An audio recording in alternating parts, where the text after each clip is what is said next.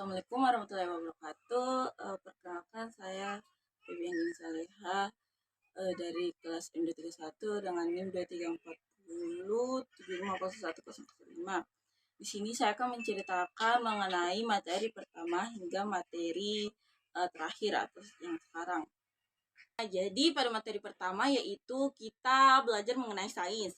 Nah, sains di sini terbagi menjadi 5, yaitu sains sebagai proses, sains sebagai sikap, sains sebagai produk, sains sebagai teknologi, dan sains sebagai penelitian.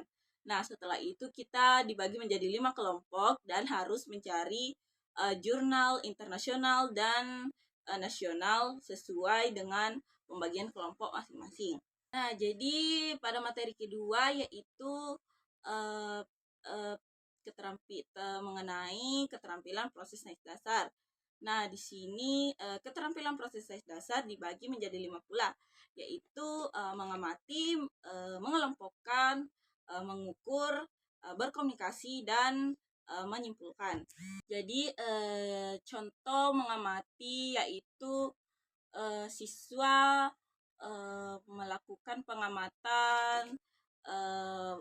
pengamatan kepada gelas menggunakan kelima indera mereka. Kemudian kelompokkan yaitu siswa menggunakan alat timbang dan mengelompokkan suatu benda sesuai berat masing-masing. Kemudian mengukur, contohnya yaitu siswa menggunakan stopwatch untuk menghitung cepat lari orang lain. Kemudian berkomunikasi, siswa mempresentasikan hasil penelitian tersebut. Kemudian yang terakhir menyimpulkan, yaitu contohnya siswa diminta menyimpulkan hasil dari penelitian yang telah mereka lakukan. Itu masuk pada materi ketiga, yaitu analisis kurikulum IPA di SD. Nah, analisis kurikulum SD ini merupakan proses menelaah terhadap struktur, isi, dan implementasi kurikulum yang ada pada sekolah dasar. Kemudian beberapa elemen yang dianalisis dalam kurikulum IPA di SD, yaitu yang pertama urgensi kurikulum, yang kedua pendekatan kurikulum IPA yaitu pendekatan saintifik, inquiry, konseptual, dan PBL. Dan kemudian perbedaan antara kurikulum 2013 dan kurikulum Merdeka.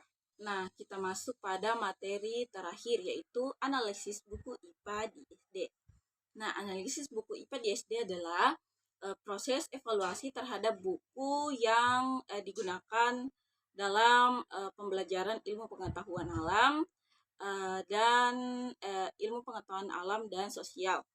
Kemudian tujuannya itu untuk memastikan bahwa buku tersebut memenuhi standar pendidikan dan relevan dengan kurikulum. Yang dianalisis dalam buku IPA tersebut yaitu yang pertama kesesuaian dengan kurikulum, dan dengan menganalisis bagian yang relevan dan yang kurang sesuai.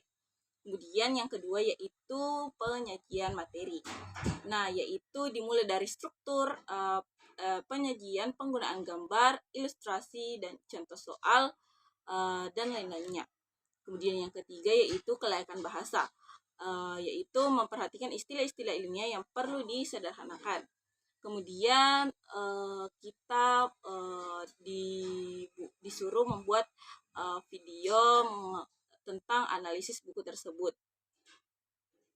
Baik, itulah tadi hasil dari penyampaian materi pertama sampai yang keempat. Kurang dan lebihnya mohon dimaafkan. Wabillahi taufiq wal hidayah. Wassalamualaikum warahmatullahi wabarakatuh.